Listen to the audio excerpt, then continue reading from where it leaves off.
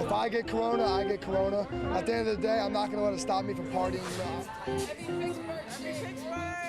Go back, go back. I might not be the sharpest tool in the shed, but my ancestors and I have evolved enough to agree that this is straight up stupid. Look, ignorance might be bliss, but this, my friend, is god-awful. And I'll tell you what's even worse, having your own share of tragedy in this shitfest. God bless, what a mess. My guy, take it easy.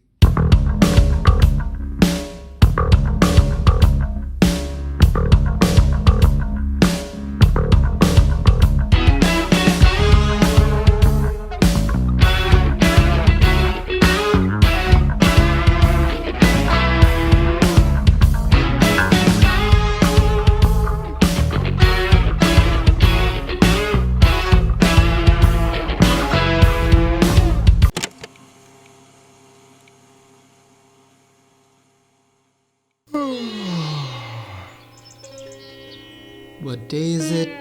What time is it? I don't know. All I can tell you is leaf, leaf, stone, leaf, leaf. Now blow. I got bare time to overthink all the awkward encounters I've had in my life. I was set to graduate a month from now, but in the blink of an eye, I got locked up, laid off, and stranded. Aside from being broken bored, you might be intrigued by my accent, which, of course, is a byproduct of where I come from. I love fish, cricket, and bargaining when I shouldn't. Not that it matters where I come from, but contextually, what matters is I, like many other clueless monkeys, are outsiders foraging for the Western dream in the Western world. Oh, and this colorless scene is me lying on the floor. I guess not a bad way to start a day when the whole world is on hold, eh? Boom, boom, boom, boom. 303 Cook Road. This is where I live and have been living for the past 3 years. It comes with a common area, a kitchen, and a laundry room the size of my ass. 6 of us took hold of the upper house, and the basement, ghosts live there in the storage room. This is my room. You'll get to know me better soon. This room belongs to roommate 1, who's a borderline hermit. And for some ill-fated curse, guy loves putting onions on everything. On this, on that, and sometimes, for fuck's sake. Roommate 2. Let's not question her choice of front door display. It's unique. Just like her degree in baking technology management. We actually offer a foundation degree, which is a 2-year program in baking technology management. And she always forgets to turn off the freaking gas. Lady, my insurance doesn't cover for fire. Roommate 3. What about him? He seems like the nice guy that finishes last, you know? Kind, considerate, mannered. But something that irks me about him is the fact that his food stinks like cat piss every time he microwaves it. Finally, roommates 4 and 5. The couple have an entire floor to themselves. I never went up, so I'm unaware of how it looks. They're a decent pair who keep to themselves and happen to be pyramid scheme victims. Question. What's a pyramid scheme? Pyramid scheme. A common type of fraud where members make money by recruiting more people to buy in. Typically, the founder solicits an initial group of people to buy in and promote the scheme. They are then encouraged to recruit others and promised part of the money those people invest. Anyways, they might be private, but there's no shying away from having rumpy-pumpy Kama Sutra bumpy rides. All the roommates have been here for a year or 2, and none of them have ever questioned why my ex suddenly moved out last winter, or why I skate indoors, crash, and then skate again. Hence they comply with my favorite human society rule. Mind your own fuck. Now, since your attention span is so cheap that you probably spared it for me while taking a dump, I'll get to the meat of this epic tale. And guess what? It started with me taking a dump as well. It was another quarantine day at 303 Cook Road. The front lawn slowly giving up on Sundance, the dining chair questioning its mere existence, and the laundry machine choking on our miseries. I got up, popped a pimple, and did my big, fat, juicy number 2. Only to see this. Letting Mother Nature dry my butt knot, I went for the obvious next step. And that's when the flush and the tap water decided to be completely non-functional. So instead of brushing my teeth and rinsing away last night's leftover, like a generous housemate, I got up to inform my indoor neighbors. Knock knock, no reply. Knock knock knock, no reply. No reply. Okay, clearly to me at the moment it seemed like no one was home. But just to be sure, I went down to check the kitchen. And there I saw the kitchen towel skinned to its bone, onions crying all over the counter, a poor helpless pot of tea, and a defeated microwave that stunk of cat piss. My roommates were definitely here, but where did they go? Mind your own fuck. So I went for my fridge to grab a drink. Eeny, meeny, miny, moe, catch a raccoon by his toe. Fuck it. As I wandered off to the couch, the idea of quenching my thirst while brushing up a few notes struck a chord in me.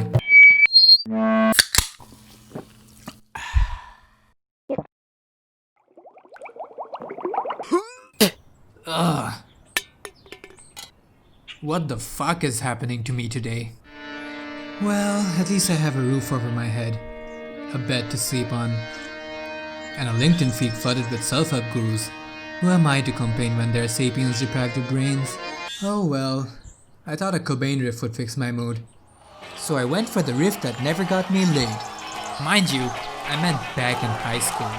And as I did...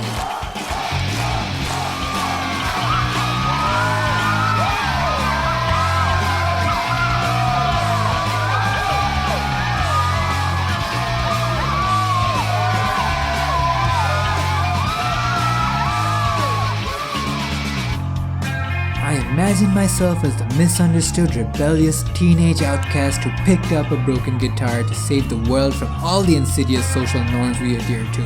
I thought my interpretation of the world would build a cult that too would believe you don't always have to suck Big Brother's balls no matter how hairy things get from the outside. I became the frontman of a new generation.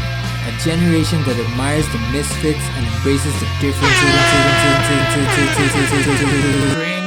Cringe, physical cringe. I played the E string, the A string, the D string, and then the G string. Finally, someone to save me out of this spoof. There is one God and you all are my witnesses. I saw a fucking dick pillow smashed in the face. Thinking someone was pulling a prank on me, I swiftly moved the pillow from our front door to our dining table. And if my memory serves me right, that is exactly when I saw a vodka bottle with a note inside.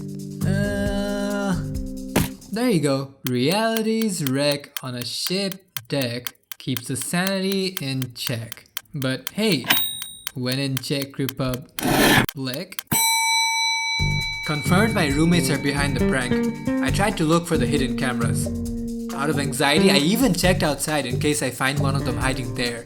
Nope, no camera, no human flesh. It's just me, myself, and I.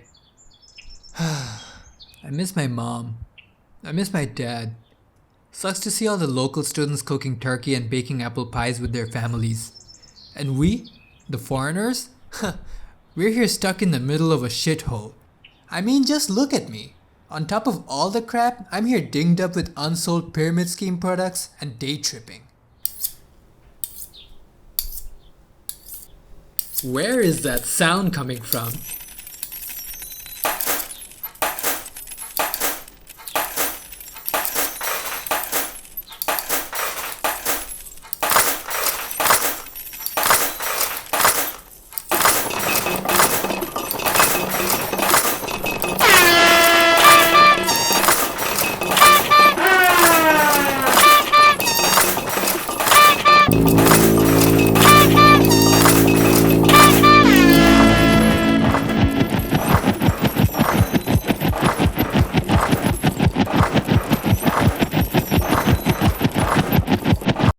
You get the point.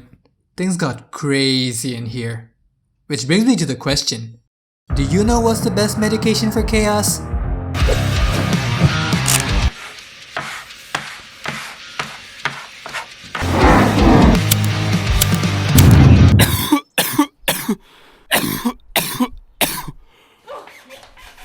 Now just a minute. Is that the couple back in action? To itch my curiosity, I turned back to check on the shambles I've just left behind.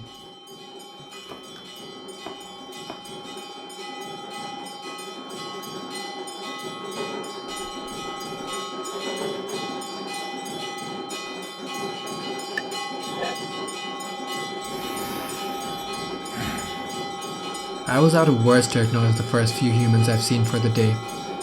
Out of words to question how the kitchen towel dressed itself, or where the dick pill in the abstract poem went, leaving the vodka bottle unoccupied. Drowning in my own dismay and boarding to my questionable world, I took off to my lousy self.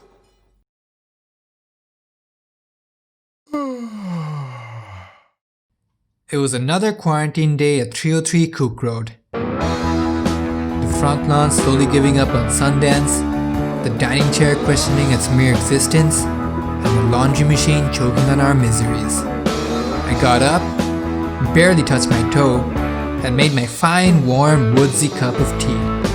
Then I simmered down, fetched a book, and tried to learn some science, history, and philosophy.